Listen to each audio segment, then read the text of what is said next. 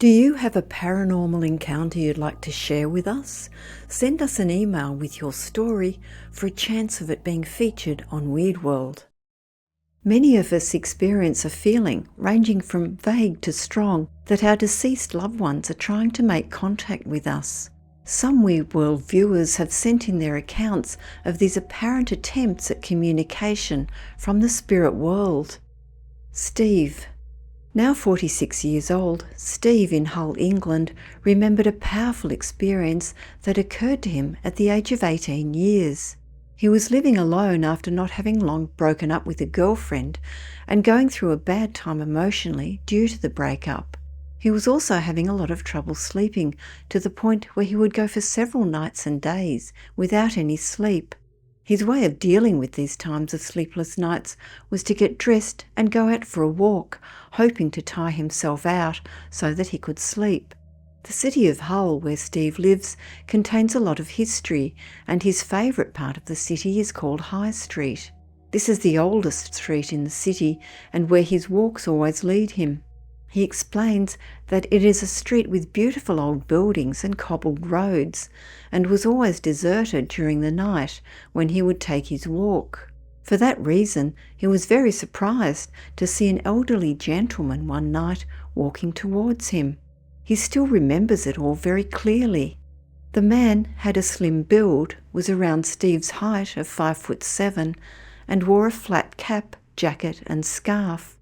As he got closer, Steve could see that he had a slim white moustache, and there was a pleasant smell of pipe tobacco. The man got within a few feet of Steve and made direct eye contact with him, then spoke. He said, "Hey up, lad, what you doing out at this time of night?" He seemed nice enough, so Steve replied, explaining how he had trouble sleeping and so came out for walks. The man nodded to Steve, replying, "Yes, I have the same trouble myself, can never seem to settle." He said this with a very understanding tone. This was followed by the comment, "Well, I'd best be off before my missus wonders where I am. Look after yourself, son. Good night." They both continued walking in the directions they had been going. A few moments passed and then Steve turned to look back at the man, but he had gone. Steve thought this strange because all the buildings were locked up as they were businesses and workplaces, but he brushed off the thought. A few weeks went by and Steve often thought about the man he had met but never saw him again, although he couldn't understand why he kept thinking of him. Just by chance, he told his grandmother about the man, what he looked like, where he had met him and so on. She never said a word, but went to a cupboard with a slight smile on her face and passed Steve a photo album.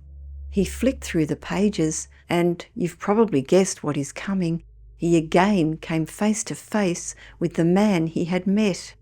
The man he had met was the man in the photo, except that he was his grandmother's father and was long since deceased. Steve's grandmother explained to him that they were very much alike and that he would have loved Steve had they been lucky enough to live at the same time. He now believes that he got to meet his great-grandfather, even if he didn't know it at the time, and he had been contacted in a very friendly and non-scary way. Kate from Victoria, Canada, says that her experience is not creepy or scary, but after seeing our more recent video, thought she would send it to us. She emphasises that it is a true story, and we think perhaps again a non-scary attempt at otherworld communication.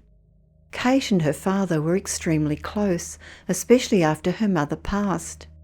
Two things to know are that when she took her father out shopping, he always wore a special aftershave, which she really loved, and she would always comment on it when he got in the car. The second thing was that she and her father used to discuss if there was an afterlife. He would say he didn't know, and Kate would say that there definitely was, and that 1 second after he died, he would know also. Then Kate would say that when she saw him in the afterlife, she expected him to admit she was right all along. It was a joke between them. Sadly, that day did come in late October 2012 when she lost her father. In keeping with a prior agreement, she bought the family home and moved into it.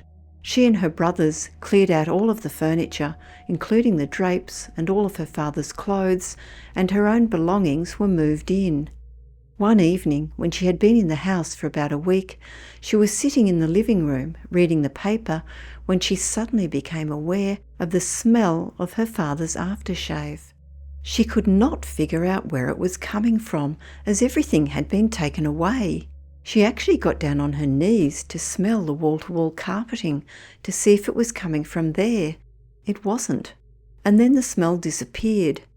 The next day, Kate walked in through her front door, and it was like someone had spilled an entire bottle of the aftershave right in the living room. This went on for a month.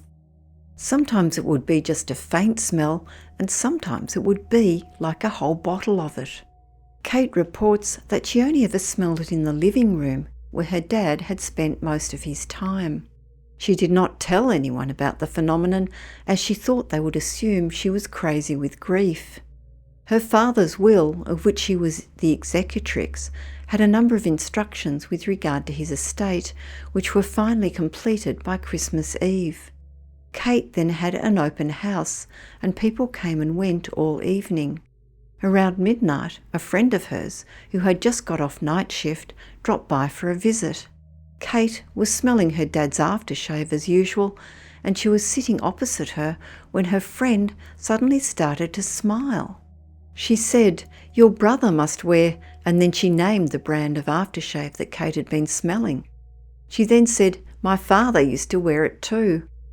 Kate said her mouth dropped open, and she asked, "Can you smell that?" Her friend replied that, of course, it is quite strong, and it was. As we know, Kate had never told anyone about the aftershave odour, but then told her friend that night. Although she doesn't think she believed her, she was definitely the witness that the odour was real. Kate now knew that she had done what her father had wanted, and that he had acknowledged to her that there was a life after death.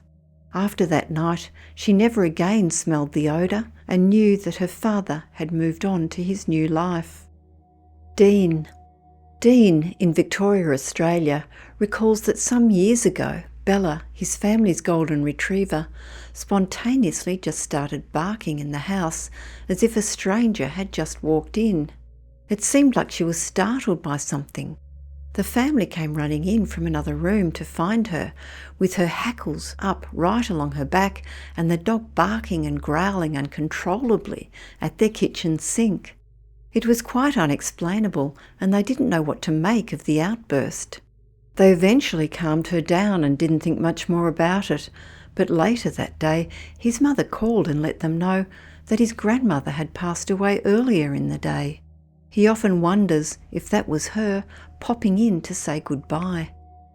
Rosemary. Some 10 years ago, Rosemary, who's in South Africa, was feeling unwell and decided to have an afternoon nap.